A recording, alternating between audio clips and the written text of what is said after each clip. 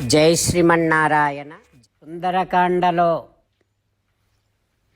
సర్వాత్మన నేను రాముడినే ధ్యానిస్తూ ఉన్నాను కనుక ఇప్పుడు నాకు రామనామము వినిపిస్తుంది అని ఆలాపన వస్తుందేమో. ఇదంతా నా ఆలాపన కావచ్చు. అయితే ఆలాపన కాదు. ఇదిగో నా ఎదురుగా వానరుడు నాకు చక్కగా కనిపిస్తూ ఉన్నాడు, నాతో మాట్లాడుతూ ఉన్నాడు. ఆహా, ఈ వానరుడు వాస్తవమైతే బాగుండు కదా. ఈ వానరుడు పలికిన నా రామకథ అంతా కూడా వాస్తవమే అయితే బాగుండు కదా. ఇది కల కాకుండుగాక. ఓ బృహస్పతి, నమోస్తు వాచస్పతయే సవజ్రినే. ఓ బృహస్పతి, ఓ ఇంద్ర స్వయంభువే, ఓ బ్రహ్మ హుతాసన, ఓ అగ్నిదేవా మీకు వందనాలు సమర్పిస్తున్నానయ్యా. ఈ వానరుడు నిజమే అయ్యేటట్టుగా, ఈ వానరుడు పలికినటువంటి నా రామకథ అంతా కూడా నిజమే అయ్యేటట్టుగా అనుగ్రహించరా అంటూ సీతమ్మ రకరకాలుగా బాధపడుతూ విలపిస్తూ ఉంటే, సీతమ్మను చూసి, సీతమ్మ దురవస్థను చూసి ఇక హనుమ వినయంగా వినీత వేష ప్రణిపత్య ఉపసృత్య చ అమ్మ దగ్గర దాకా వెళ్ళి శిరస్సుపై అంజలి ఘటించి ఆంజనేయ స్వామి మధురంగా ఈ రకంగా అంటూ ఉన్నాడు. కాను పద్మపలాసాక్షి, తామర రేకుల వంటి కన్నులు కలిగినటువంటి ఓ వనిత, నువ్వెవరివి? మాసిన వస్త్రాలు కట్టుకొని ఉన్నావు ఓ వనిత, నువ్వెవ్వరివి? ఈ చెట్టు దగ్గర పడి ఉన్నావు, నువ్వెవ్వరివి?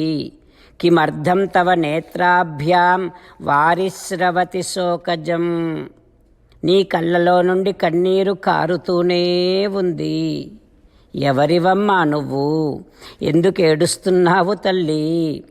ఓ మంగళరూపిణి, నువ్వు దేవతవా, అసుర స్త్రీవా, గంధర్వ స్త్రీవా, యక్షస్త్రీవా, కిన్నర స్త్రీవా?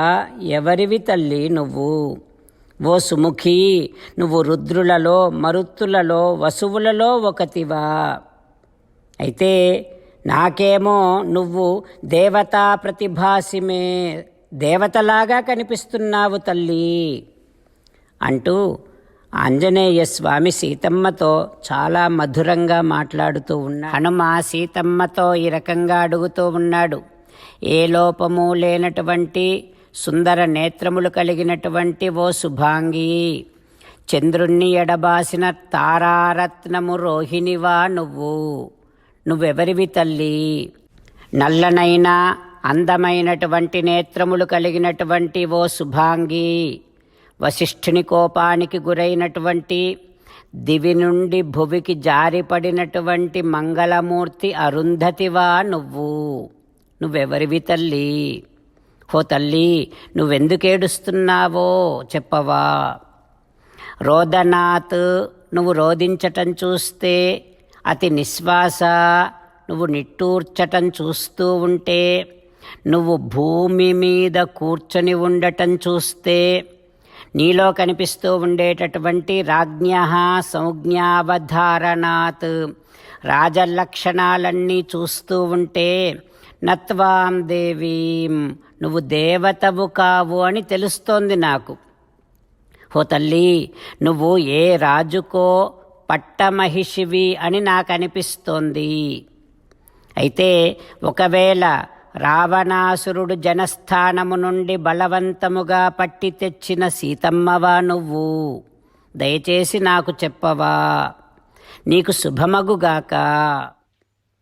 రామచంద్రులను మనసారా ధ్యానము చేస్తూ పరమదయాలువు పరమశివుడు చెప్పిన పరమపావన రామనామాన్ని చెబుతూ మనము రామనామ గానము చేస్తూ ఉంటే, అదిగో సీతారామచంద్రులు, పార్వతీ పరమేశ్వరులు, ఆంజనేయ స్వామి సకల దేవతలు, పితృదేవతలు, మహర్షులు, ఆచార్యులు, భాగవతోత్తములు అందరూ మనని చూసి ఆనందముతో అనుగ్రహిస్తున్నటువంటి దృశ్యాన్ని భావన చేస్తూ నోరారా రామనామగానము చేద్దాం.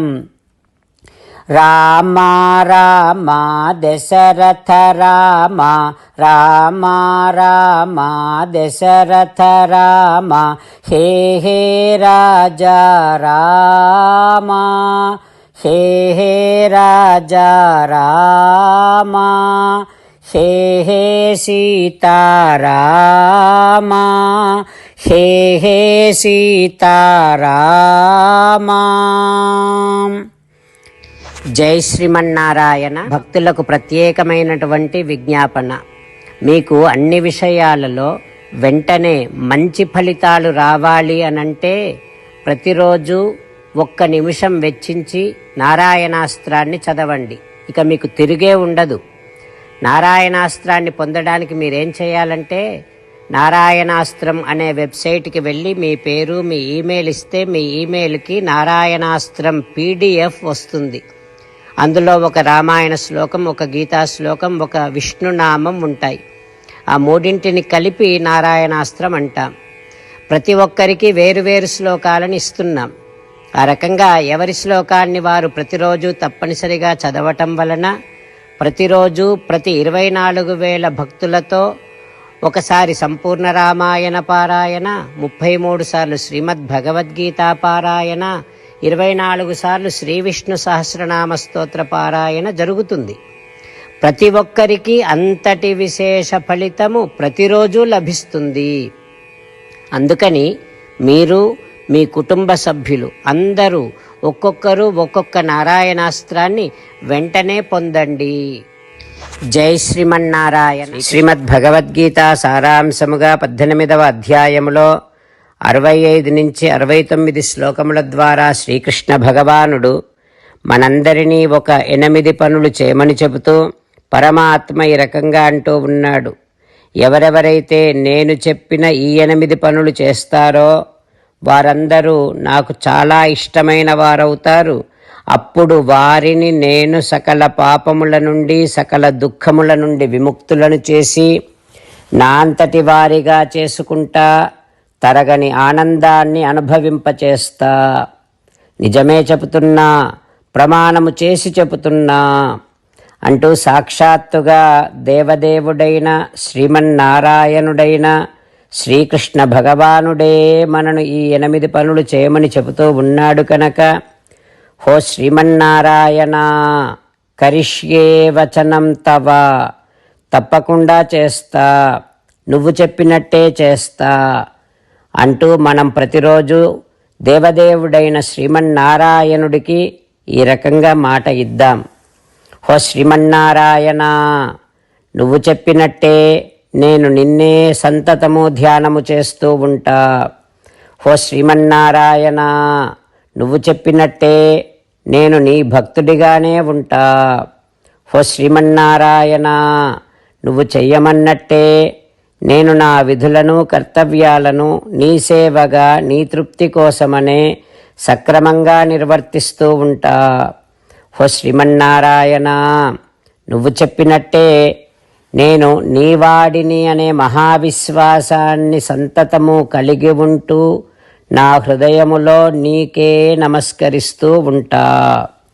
హో శ్రీమన్నారాయణ, మామేకం శరణం వ్రజ, నన్నొక్కడిని మాత్రమే శరణు వేడుకో అని నువ్వే అన్నావు కనుక నేను నిన్ను ఒక్కడిని మాత్రమే శరణు వేడుకుంటా. హో శ్రీమన్నారాయణ, మా శుచః, ఇక దుఃఖించకు అని నువ్వే నాకు భరోసా ఇస్తూ ఉన్నావు కనుక నేను ఇక దుఃఖించను.